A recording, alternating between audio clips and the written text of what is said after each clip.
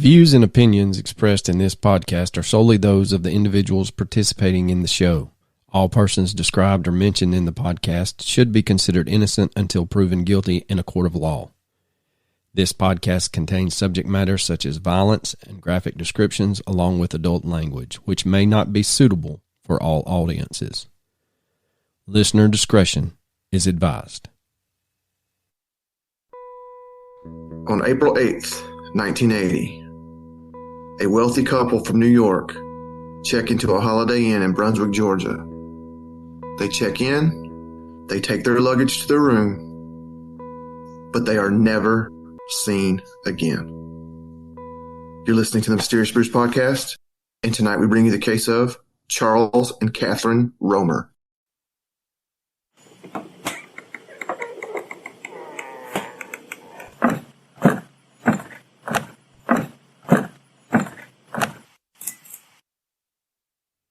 Welcome to a deep, dark, dank, moist basement somewhere in the bowels of Georgia. Well, Coachum, couple of crazy games this weekend. I thought Auburn was about to pull the upset in the Alabama. I was hoping that was going to happen, and I was hoping Georgia Tech would pull away, but they didn't. Well, I got to watching the last 10 minutes of the Alabama-Auburn game, and then they were up, and I was like, man, Auburn's going to win the Iron Bowl. And then I was like, oh, shit. No, they can't win the Iron Bowl because Saban has not lost back-to-back games since 2007. So I needed Saban to win. Dang. It's going to get crazy, man. If Alabama beats Georgia, Iowa beats Michigan, and whoever's playing Washington beats Washington, it's going to be chaos. It will be chaos, but if Georgia gets beat, they're out. And I really think the committee will make sure they're out. And that's just coming from a Georgia fan, too. They don't have quality wins, I guess, in the eyes of the committee. But they beat Tennessee. They beat Tennessee. They beat Ole Miss, Tennessee. Kentucky was ranked when they beat them. But that's the thing, they keep saying, well, those teams have fallen off since then. And Kentucky upset Louisville? Yeah, they did. Heater was ecstatic, brother. I know. He said it was hard to celebrate like he wanted to because his wife is a Louisville fan, so. Oh. Rivalry game is no place for decorum. I saw more fights Friday and Saturday in football than I think I've seen in my entire life put together. They were fighting everywhere. Everywhere. Hell, Tennessee and Vanderbilt got into it 3 plays in a row. Took like 15 minutes to run 3 offensive plays. See, and that's ridiculous. Come on, folks. Just act like you got some sense. Just act like it. But anyway, nobody gives a shit about our football knowledge. By the time you hear this, we'll be back to work. I know, damn it. Oh, it's awful. Record-setting numbers of weeks in a row of not winning that damn lottery. I know. Yeah. I've tried. I've really tried. It's almost like it's a profit thing. Like they're trying to make money off of it. It's almost like it's rigged and you got to live in California to win the big one. I think there's something to that conspiracy theory. Oh, I agree with you. Because I've always said I didn't think anybody really wanted it anyway. But I think California's state government's taking some money. Funny how out of the 5 last huge amounts? Out of the 5 biggest jackpots in lottery history, California has outright won 3 of them and shared 1 of them. Yeah, I think there's something to it. I do too. All right, ladies and gents, I was looking at the old Patreon. We've got no new members, but we did have a little feedback on some of our Zygmunt Adamski, and people said this was a head scratcher, that they had heard of it kind of like, we were talking before we did it, like I barely remembered what it was about, and then get into it and you're like, damn, there's more meat on this bone than I thought. But anyway. All right. So. Well, I got some positive feedback. Yeah, you did. What are you talking about? I ain't told you yet. I was talking about your shout out. Appreciated your shout out. She did, actually. She appreciated it. That was nice to hear from her. She's doing well, I can report. Still a super cool lady. But anyway, I got a little positive feedback about the cat. Oh, yeah. Everybody likes the cat. Everybody was saying that they love the cat when he just chimes in. He's bound to, because he hasn't meowed in about 4 hours, so he's due. I don't even know where he is, actually. He's an old fat cat, so it's like time's ticking, brother. We had one of them. My wife moved in when we first got married, and that thing lived forever. I swear it was like Methuselah in cat years. My ex-wife's cat lived to be 22. Good Lord. Yeah, and then caught pneumonia and was fluid in its lungs, and doctor was like, man, I don't know. 22 is pretty good life, so we did what we had to, but that was a rough day. That was a good cat. Yeah, those days suck. Sucks trying to make adult decisions when it comes to your animals. Yeah. Well, let's get after it. This one we are dealing with one that I had not heard of until you brought it up, and that is the case of Charles and Catherine Romer. I'm not sure where I saw this case. Probably reading something on the line. On the YouTubers. Well, I think I read about it. I didn't do any YouTube research on this one. I've been busy.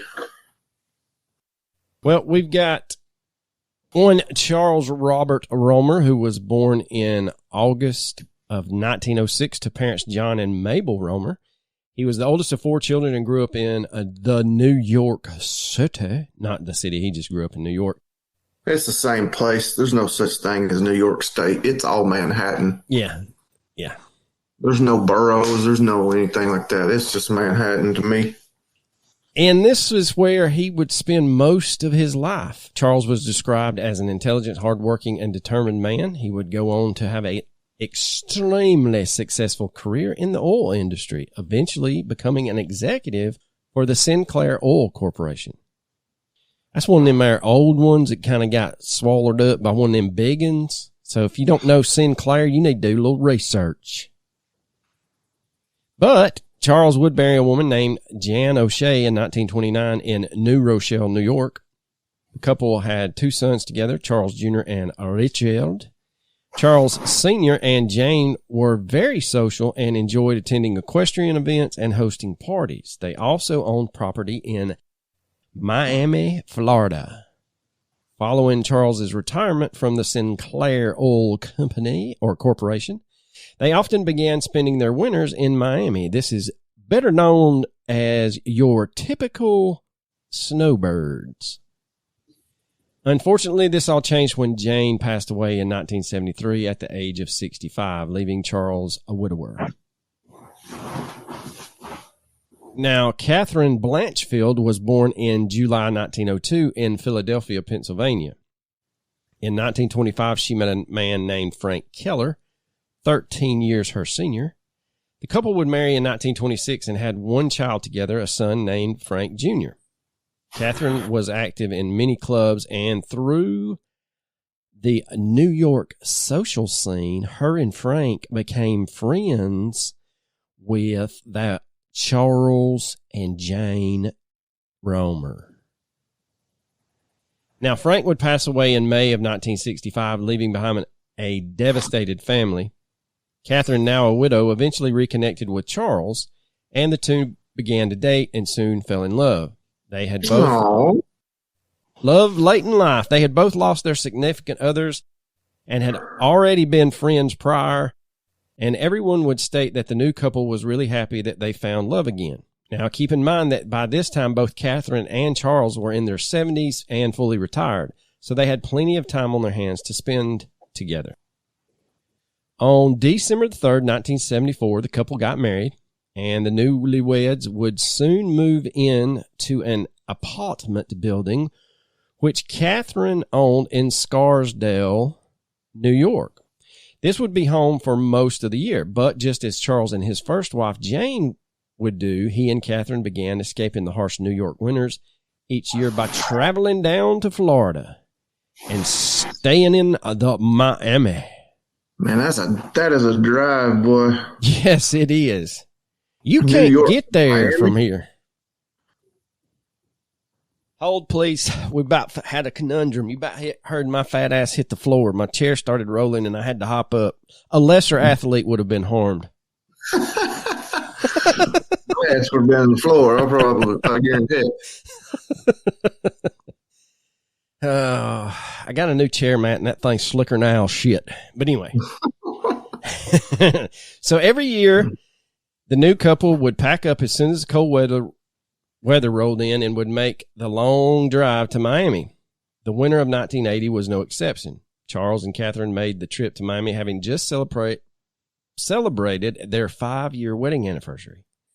Things were as good as always, and the couple enjoyed a great Miami winter together. By April, the weather was finally warming up in New York, and the Romers were ready to head home to Scarsdale. Probably by April, the heat in Miami started building. They're like, get me out of this. I guarantee it's awful. Oh, I do too. Now, keep in mind, people, this is 1980. So they're traveling back and forth from New York to Miami using the old Rand McNally. This is the time before the Google Maps and the Waze and whatever else you want to plot your courses. They had to break out the old map and plot their course state by state. So it was not a surprise that the couple stuck to the same route each year, even staying at the same hotels along the way. Now, Charles was a really meticulous person, so much so that he was the kind of man that recorded everything in a journal that he kept. If he had a thought in his head, it went into this journal. What his plans were, what his routine was that day, what he was going to do tomorrow, etc. Charles's last journal entry was on April 7th, and according to what was written, everything was normal. He wrote about how the couple planned to make the drive back to New York from Miami, and this drive would take the Romers approximately 18 hours, and at their age, they had decided to break the trip up into multiple days. They were 18 hours? That's not bad, really. I thought it'd be much longer. My dad just completed a drive from North Georgia to New Jersey, and I want to say he made it in 17 and a half. And he really would have made it quicker, but there was construction, and somehow it took him through downtown Philly. Oh, wow. Yeah, he said I had a white knuckle grip on the steering wheel and the pistol. Yeah, like cities are just the most dangerous places. I've been to Philly. Everybody was so nice in Philly. Well, he was rolling through there in the witching hour. It was after 11, and oh, hell no. Yeah, so his little butthole is a little tight. But anyway, so they're looking at an 18-hour trip. They've decided to bust it up into multiple days and take just a leisurely trek back to New York. And personally, after traveling to Fayetteville back in the early or late spring, I don't blame them, because there's just certain times you're like, fuck it, I'm tired of driving. Yeah. Oh, yeah. I don't see how truckers do it, man. God, I don't either, man. I guess when you're getting paid every mile and hourly, it makes it a little bit better. That's true. That's a good point. Now, the plan was the same as usual. Charles and Catherine planned to stop at the same hotel they always stayed at on their drive home, and this was the Holiday Inn in Brunswick, Georgia. Which is very South Georgia. I mean, they barely just got over the line and was like, the hell with it, we're stopping. Yeah, I would go a little further. Just a tad. Just me. But golly, I was like, well, we're gonna stop. That's one state, one state down. Let's stop for the night. So on April 8th, 1980, the couple packed up their car and left Miami in their black Lincoln Continental. Later that same day, the couple arrived in Brunswick and checked into the Holiday Inn at approximately 3:51 p.m. Charles booked one room for one night. When the Romers get to their room, they took all their valuables from their car and brought them into the hotel room, leaving nothing of any value inside the car. Their usual routine at the hotel was to get comfortable, relax, grab some dinner, get to bed at a decent hour, and hop back on the road early the next morning. However, this time something went dreadfully wrong. Not long after Charles and Catherine got into their room, the couple vanished off the face of the earth. The last sighting of the two was by a hotel staff member who witnessed them carrying their belongings into their hotel room, shutting the door behind them. From that point on, it is a mystery to what happened to Charles and Catherine. So the next morning, April 9th, the day the Romers were supposedly going to check out and continue their journey back to New York, a housekeeper knocked on their hotel room door, but she didn't receive a response. At this point, she let herself in, and despite Charles and Catherine not being in the room, everything appeared to be in order. All of their belongings were still inside the room. Their clothes were hanging in the closet. Their luggage was stacked in a corner of the room. A bottle of scotch and 2 empty glasses were sitting on the nightstands. And on the other nightstand, a novel and a pair of reading glasses. Several potted plants that Catherine was bringing back to New York were on the floor, along with Charles's journal, as well as the couple's tax forms. Tax forms? Yeah, and I didn't understand, but this is just like a blip. It says that their tax forms were spread out on the desk. So I don't know if, like, it is April 9th, so I don't know if he had been kind of working on his taxes because tax day is coming up. Yeah, but maybe. That's the only thing I could think of. And like I said, everything I researched, it has that little nugget of information, but it doesn't go into detail about it. Well, that would probably be a lot more odd any other month of the year. Correct. Now, this was a very typical scene, and there were no signs of any sort of struggle. It appeared as though the couple had simply walked out of the room. Seeing all of this, the housekeeper straightened up the room and left, thinking that they were going to return.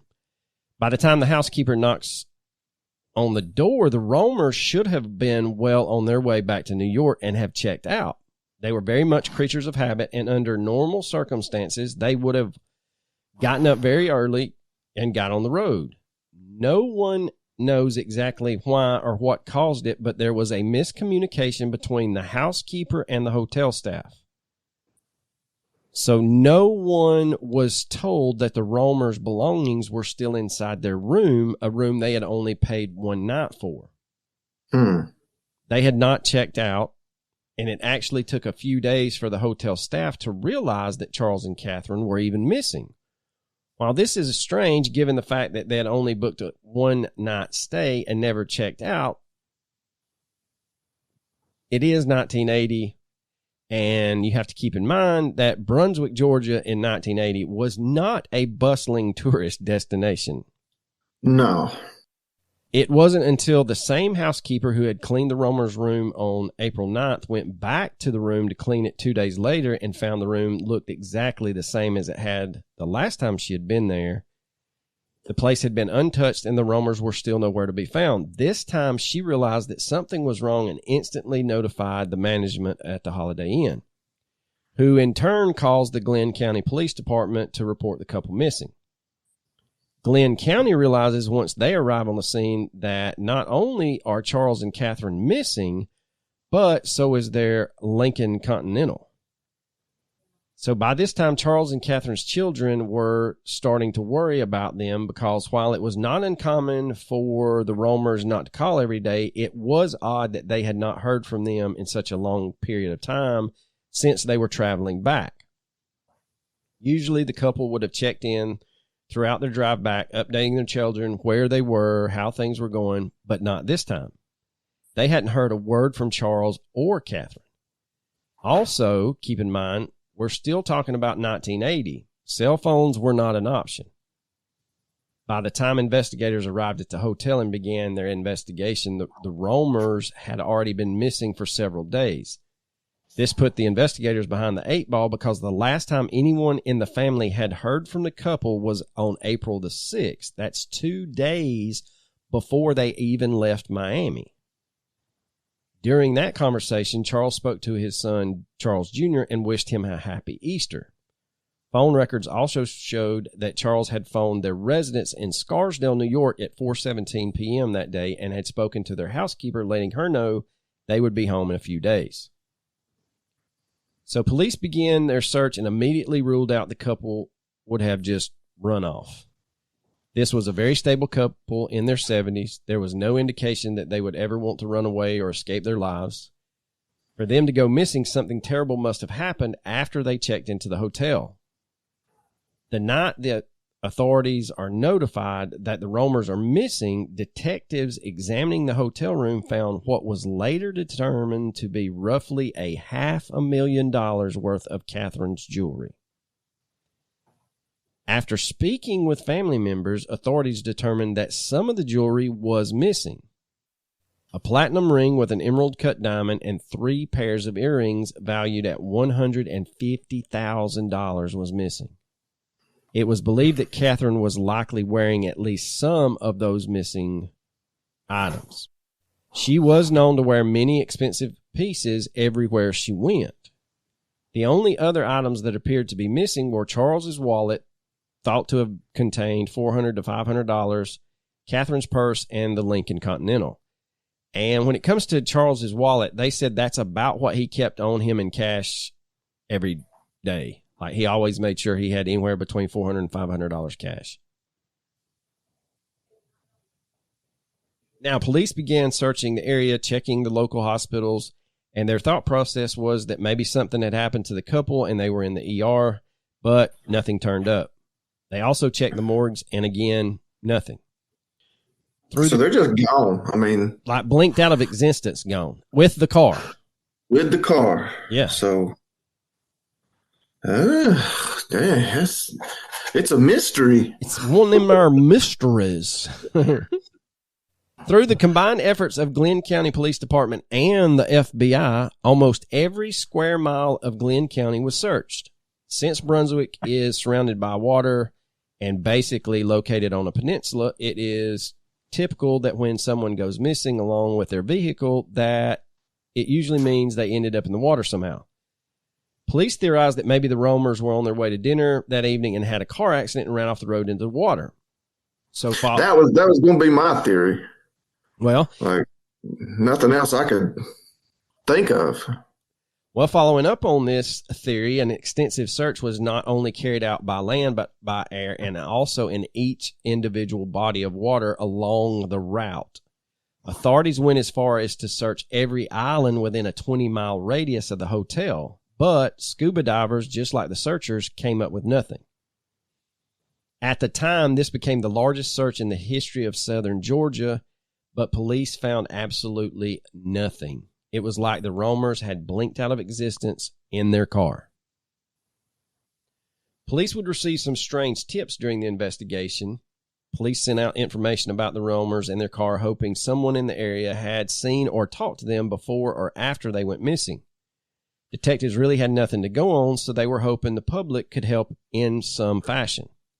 Yeah, oh man. I know, man. I'm just thinking about their kids. Yeah. No bueno, Bubba, no bueno. But anyway, so a Georgia State trooper told investigators that he had actually spotted a black Lincoln moving south towards Florida on the highway around 5 p.m. on April the 8th. This trooper said the car's Newark license plate read CRRCBR. These are the initials of Charles and Catherine Roemer, but the car was roughly 40 miles south of the Holiday Inn in Brunswick. The state trooper was very confident in what he saw. this detail, while perplexing, only deepens the mystery because this was something that the Romers would not be doing at their age. So what happened? So I missed something. I was distracted. There's a state patrolman. Yeah. After he hears about a missing couple, states that he's seen a black Lincoln with the license plate CRRCBR, which stands for Charles and Catherine Romer. Okay. But it's 40 miles south of Brunswick, headed back towards Florida. And basically what the kids said that they would not be doing this. At their age, the last thing they would do is want to check into a Holiday Inn and then hop back in the car and drive 40 minutes south to eat or do something. Yeah. Now, according to hotel employees, if you were to check... But if that's still, I mean, they were in the hotel, they drinking scotch and doing all kinds of things. So you think they would get drunk and get behind the wheel and not realize, we're going home. Well, that's another thing. But the way it sounds like that they checked in at like 3:51. This would have been an hour later when they're seen. So I don't know, man. That's one thing I'll have to say. I'm not too sure. So you somehow check in, get everything put away, have a couple scotches, and still make it 40 miles south in an hour. That's pretty hard to do. Not impossible, but pretty hard. Right. I would say very difficult at this point. And yeah, it wouldn't be their nature. Like you said, it's not their nature. And it's not, I don't know, are you just going to start pounding scotch and go, you know what? I saw this seafood restaurant, honey, about right at the Florida line. Let's go eat there. Yeah, it's just weird. I mean, it's possible, but not likely. I don't buy into it.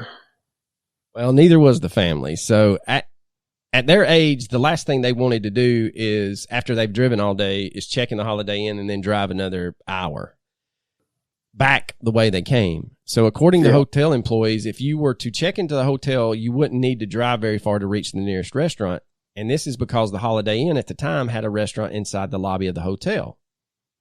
There was also a steakhouse very close to the hotel. So the Romers would not have needed to drive very far to reach a number of restaurants, especially not 40 miles south.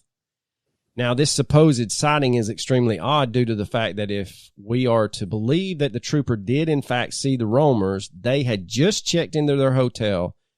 Then their car is seen 40 miles south driving back in the direction which they had just come. And to add to this little mystery detail, Charles and Catherine's children said they would have not done anything close to this because they would have tried to rest up for the night because they were going to hit the road the next morning. Now, another tip came from another officer who said they noticed the Romer's Lincoln parked at a strip mall south of Brunswick after 5 p.m. So we've got some conflicting reports here. Either they're either the car was right at the Florida line, because 40 minutes south of Brunswick, you're damn near on the Florida line, or it's at a strip mall near Brunswick. Now, the exact location of this strip mall has never been released to the public. Yet, another tip came from a local contractor from a man named Jim Wilson. Mr. Wilson would come forward to state that he had spoken to the Romers on the afternoon of April 8th at the hotel. Now, according to him, the couple had told him they were planning on going sightseeing on nearby Jekyll Island that evening. Now, Jekyll is about 20 miles away from that Brunswick Holiday Inn. Mr. Wilson went on to say that the three of them even discussed going fishing. He also said that he saw the Romers talking to another unidentified couple a little bit later at the hotel. While he didn't remember much about the other couple, he believed that they said they were from New York as well. Police received this tip and share it with the Romers' children. The children are like, wait, hold up. This does not sound right at all. Charles Jr. was really suspicious of this Mr. Wilson's account. He said that Charles and Catherine would have been really tired after driving for that long.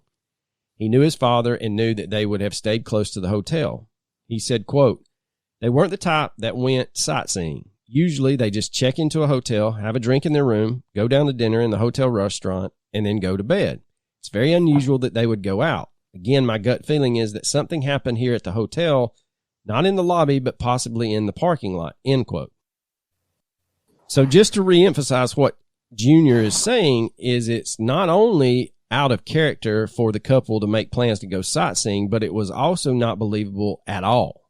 He believes that Charles and Catherine would have likely just gone to the hotel restaurant for dinner. He said, quote, they wouldn't want to leave all their valuables sitting in the room unattended for that long. And I have to agree with him. If I got $500,000 worth of jewelry in my hotel room, I'm not letting that out of my sight. He believes that his father and his stepmother would have checked in, walked down to dinner, made their way back to the room, and then gone to bed. Straightforward, simple, predictable behavior. Creatures of habit. And like I said, remember, Catherine has $500,000 worth of jewelry inside the hotel room and almost $150,000 worth of jewelry on her at the time. I don't know about you, but I don't own that much, and I'm about 1,000% positive that I would not leave that jewelry unattended for more than 5 minutes. Can y'all get that dinner to go? I'm going to eat it in the room. Yeah, no doubt. So Charles and Catherine are a third of their way into their trip back home to New York. Brunswick in 1980 does not scream, we need to go paint the town tonight, much less plan a sightseeing trip. So the question is, what does Mr. Wilson have to gain from injecting himself into the investigation with this claim? Now, another hotel guest reportedly stated they saw the Roemers standing in the doorway of their hotel room at approximately 6 p.m. on the day they checked in, apparently speaking with another couple. The witness who saw them said the couple the Roemers were talking to looked to be in their mid-40s and had a small dog with them. If we are to believe all of these sightings, the mystery into what really happened to Charles and Catherine only deepens. Police still have nothing to go on. The complete lack of evidence left investigators baffled. Their best educated guess was that the Roemers had been victims of foul play. Now, Donald Flynn of the FBI said, quote, this mysterious disappearance has been of concern to us because they are predictable, responsible people, and it all just doesn't make sense unless you assume there was some foul play, end quote. Now, the authorities began to work on a more sinister theory. They believed that someone could have followed the Roemers from Miami, gained access to their hotel room, and abducted them in the name of robbery. Now, this person or persons would have known the Roemers were wealthy and had been stalking them. Captain F.D. Andrews, who worked the investigation, said, quote, the only thing we can think of, and it's only speculation, is that jewelry thieves surprised them in their room. It's a known fact that the Miami area, these people hang around resorts and watch for tourists, end quote. While this is plausible, why not just rob the Roemers when they stop to get gas or stretch their legs before arriving in Brunswick? And there's one fact that contradicts this theory in its entirety, and that is the fact that all but 4 pieces of this $500,000 jewelry was found in the Roemers' hotel room. Don't forget that the room showed no signs of either a struggle or pillaging. It was just a normal hotel room. Yeah, it just looks like that they got up, went to get coffee, and never returned.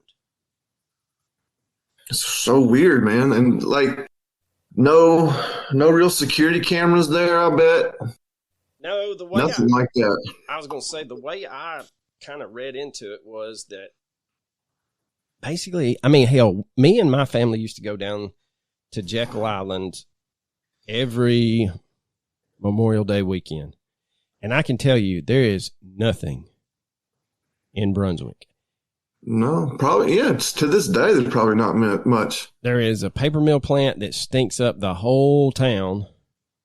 And then once you get past it, you start smelling the ocean. So, I don't know.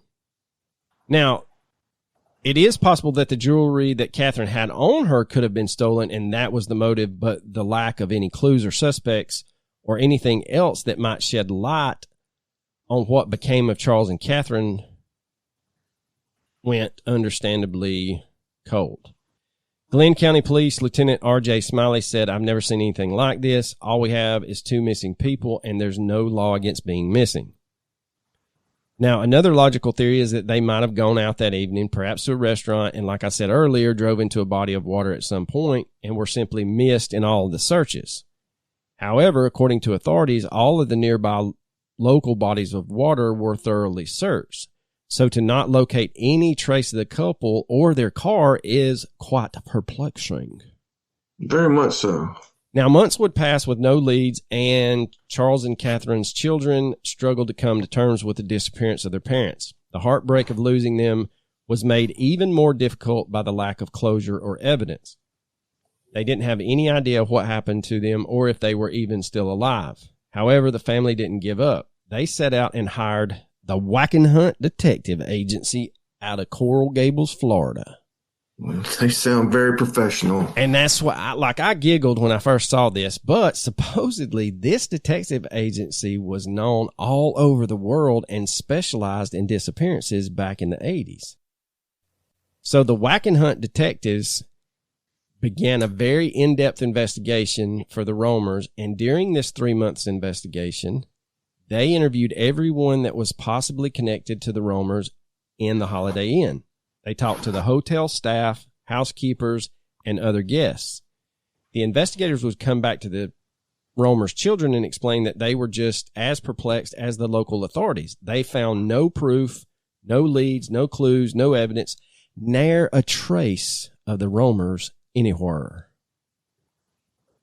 One of the PIs did learn that a male hotel guest had claimed to have seen the Roamers leaving the hotel at approximately 7 p.m. on April the 8th.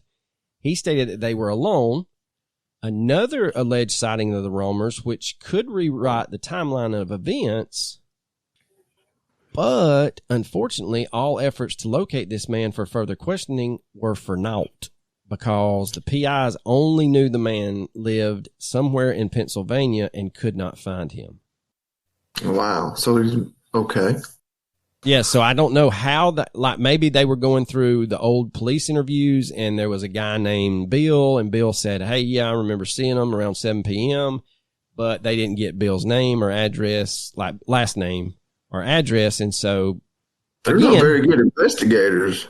It is 1980. I'd say 1985 by this time, or 80, or let's go back. Let's say 83. They disappeared in 80. Right. And so I would figure the kids are trying to get stuff figured out within 2 or 3 years of the disappearance. So yeah. What? It'd be like 2 or 3 weeks, man. Well, no. I think they relied on local authorities. Oh, I got you. They relied on the authorities. I got you. Okay, that makes more sense. And then after that didn't work out, they were like, you know what? We're hiring the Whack and Hunts because they get it done. They're like the whatever the hell that Old West corrupt organization was. I can't remember what it's Pinkertons. They're like the Pinkertons. We don't like the Pinkertons. No, we don't. Now, Charles Jr., Frank Jr., and Richard were disturbed by their parents' disappearance. They made a point to return to Georgia every year with the hope of finding answers. Charles Jr. said, "I think about it daily. I think the whole family thinks about it. We just hope that someday someone will find a clue." 5 years after they went missing on that ill-fated April evening, Charles and Catherine Romer were declared legally dead in 1985. Sadly, Richard, Frank Jr., and Charles Jr. have all since passed away. Richard passed in 1992, Frank Jr. passed in 2001, and Charles Jr. in 2007. Case has remained cold for years. Now, in early 2023, Adventures with a Purpose, a private Oregon-based search and rescue dive team, conducted their own search for the Roamers. Their hopes were that maybe, just maybe, they would find something like the Roamers' car or any sign of the couple. But just like their previous investigators, they also had no success. Whatever happened to Charles and Catherine after they checked into the Holiday Inn in Brunswick, Georgia, remains a mystery. Now, if you believe the answer lies in the robbery theory, you have to quickly give up because 90% of that $500,000 worth of jewelry was inside the Romer's hotel room. If this was robbery, that jewelry inside would have been stolen, but there it sat untouched. A second possible theory is, could this disappearance be connected to Charles and his job as an oil executive?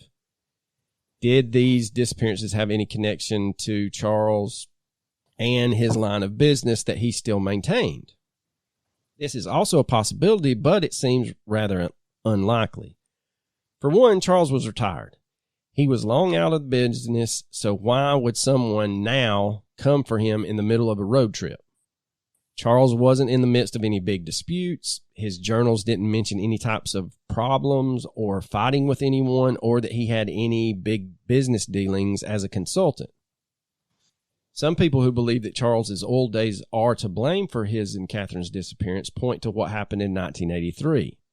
Just 3 years after Charles and Catherine went missing, another retired millionaire oil executive and his wife were found murdered inside their Sea Island, Georgia home. Now, if you're not from South Georgia, North Florida, you just don't know about that Sea Island.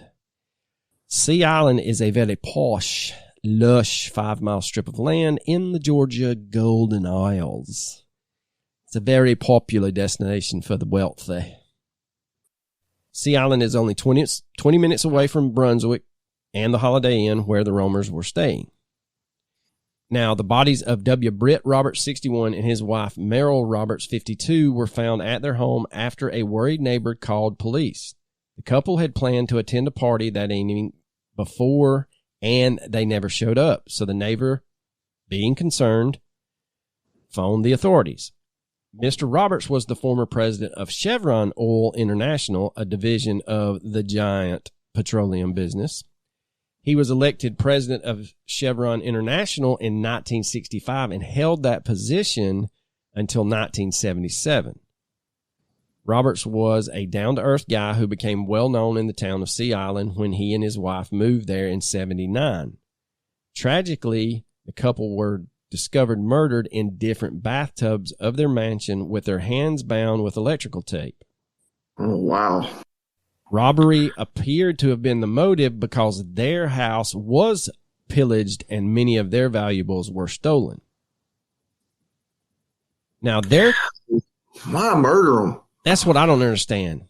Wear a mask, tie them up, take the shit, but don't kill them. God, that's just... I don't know, dude. I don't know. Man, there's so much evil in this fucking world. You're right. Now, their killers were identified as one Theodore Woodward, 28, from Brunswick, Georgia, but before he could be questioned in the killing, he passed away on August the 3rd. You may be asking yourself, how did this happen? Well, Theodore said, I ain't going to jail, and he drank 7 ounces of weed killer and then led police on a high-speed chase in the Roberts' BMW sports car. That'll do it. Yeah. I mean, he made sure he was not going to jail. That'll do it. Later. That weed killer is not good for you. It's got to be painful too, man. Like it's like basically eating your guts away. But anyway, later his accomplice in the murders, one 19-year-old Kenneth Blanks, also from Brunswick, was charged and sentenced to death for the double murder. Blanks told investigators that the two men forced their way into Robert's home at gunpoint, then suffocated the couple. Again, stupid. Investigators in the Roberts case learned that Theodore had worked as a landscaper and could have possibly worked for the Roberts at one time, thus casing the place. Now, the Off twins, Jerk and Jack here, also were connected to a shooting of a Brunswick cab driver named George Francis. Again, they were looking to rob young George. So the two men were never charged or even publicly linked to Charles and Catherine Romer's disappearance. The two cases are 3 years apart, but there are some similarities between them. One is the fact that both men were very wealthy oil executives, and the other is that both the men charged in the Roberts case were from Brunswick, Georgia, which means they were local yokels. It is a weak tie, but it is, those are a couple of coincidences just the same. So were the Romers targeted that evening just as the Roberts were? And if you go along this rabbit hole or you get into these weeds, they could have not known, these two dumbasses could not have known about the $500,000 in the hotel room and only saw Catherine wearing this, huge ring with these big earrings and thought, hell, we'll just take those, and then something happens. I think that's likely that it was just a crime of opportunity and they pounced on them. They see an old couple. We can overpower him, no problem. Yeah. Now, another possibility would be if Charles and Catherine decided to go out for dinner that evening, leave the hotel, then get into some kind of accident that resulted in them ending up in the water. Again, we've discussed this, and it seems possible and plausible. Hypothetically speaking, maybe they did decide to head out to dinner that evening. Perhaps they didn't like what was being served at the hotel restaurant, or maybe they knew of a restaurant in Brunswick that they had seen an advertisement for. So they decided to venture out and then got into an accident and drove off the road. At the time, the Romers would have been very close to a drawbridge, and it's possible they could have accidentally driven off. Keep in mind that this body of water was searched on numerous occasions, and there was nothing found. Now, I have to put that in there, but let me explain something to you youngins out there. As someone who traveled those drawbridges between Brunswick and St. Simons and Jekyll Island during the early 80s when I was a wee lad, every damn Memorial Day weekend, there is literally no damn way possible they, quote, accidentally drove their Lincoln into the water. Not only did the bridges have those pop-up blockers for the drawbridge to go up, the rails of the bridges were so high that a car could not make it over them. And I had to explain this to my wife. It was one of those steel, metal, not chairs, but railings. Like it was a big metal tube, and it was probably, I'd say, a 4-inch steel tube, and it had like 3 rungs going up. So as you're trying to look out the window of a car, you're looking through these guardrails built into the bridge to see if the tugboat's coming or if the drawbridge is going up or down. I'm not saying it's not possible to like get a Big Daddy Lincoln up on the edge and get it up there, but I just don't. They took precaution. You're not going to be able to do that without leaving evidence of doing that. Right. There would have been chipped paint, black paint transferred. There would have been witnesses, all of that stuff. Again, I just don't. While it's plausible, I just don't find it, really plausible. It's possible, but unlikely. Yeah. Very unlikely. So the oddest thing outside the Romers just vanishing is Mr. Wilson, who stated that Charles and Catherine were going sightseeing that evening. Charles Jr. was always suspicious of Mr. Wilson's story. The question is, like I posed before, was Mr. Wilson telling the truth or was he lying? If he's lying, to what extent? What are you going to gain? It was 1980.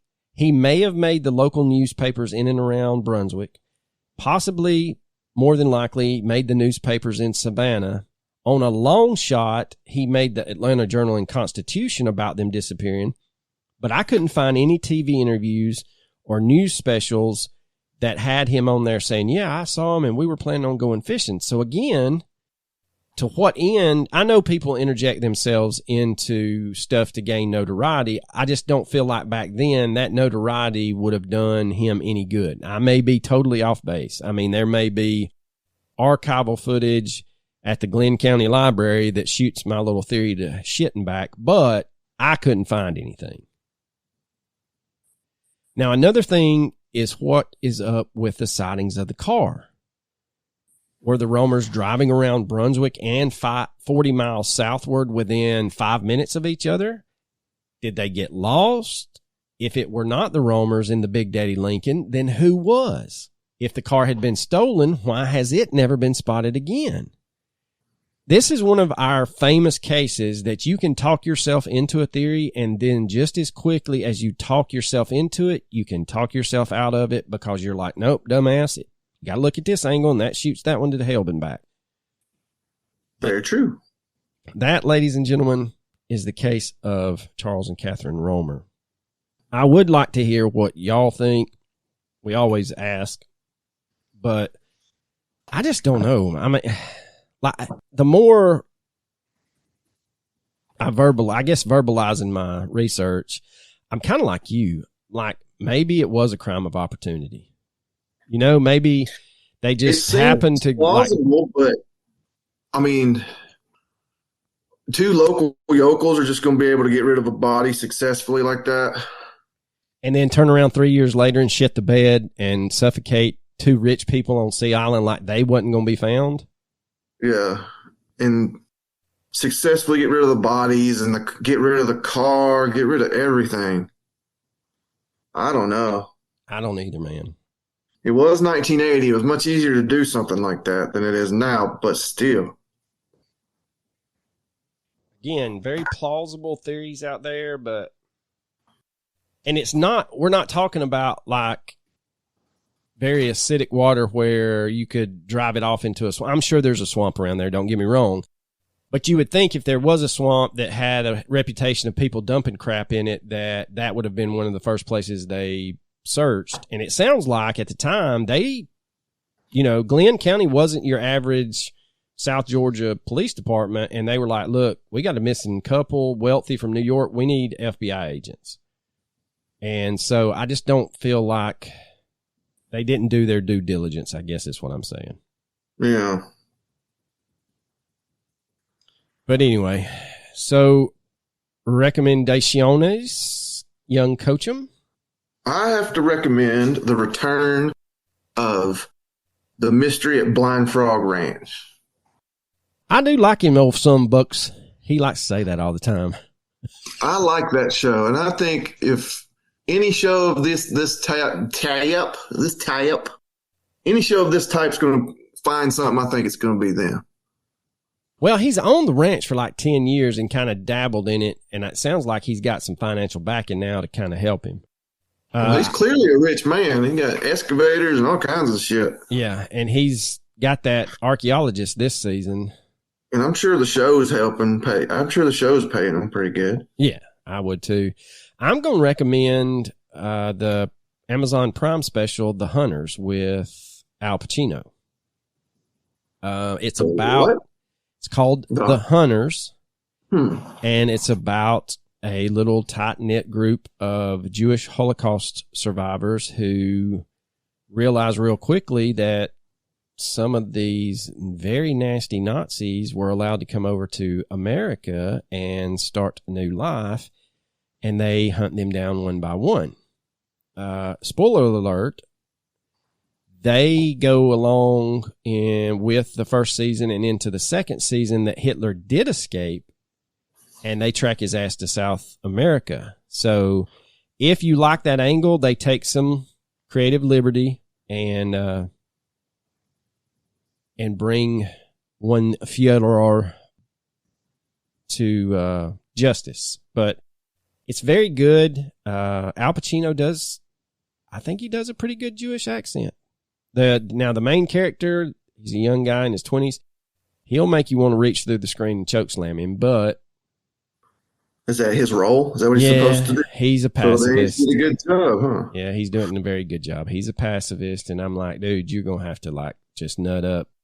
So, but anyway, that's my recommendation. My other recommendation is hopefully y'all got to enjoy some time off during the holiday and could recharge your battery. And we are, 3 weeks from Christmas now? 4 weeks? Something like that. I don't know. It's a month from yesterday. Yeah. So I know we have 3 weeks until the kiddos disappear. So I think we got 4. Yeah, we got 4 weeks. We go up. Well, the kids' last day is the 14th. Our last day is the 15th. And then, of course, we go back that first Monday after New Year's Day now. We got to get back in there. Golly. I don't know when we go back. I don't either. I think we go back the 3rd, maybe. I will say that is the most depressing time as a teacher, because the next thing you have to look forward to is 2 weeks. You get Martin Luther King weekend. And then after that, you just holding on till spring break. Dude, man, like I got all my IEPs are coming up. I ain't done but one. I got the rest of them next semester. I got to do the GAA. I got a conference I got to go to. I got a whole bunch of shit, not to mention wrestling season. Yeah, we may have to start phoning these in. I kind of already do that. Well, yeah, we do, but we may have to actually use a phone this time instead of a computer. You know what I'm saying? I just phone it in, you know. I got you. You do that. You put forth the actual effort. Well, Coach, you got anything else for the young podcasters out there? Well, you know I don't. Deuces.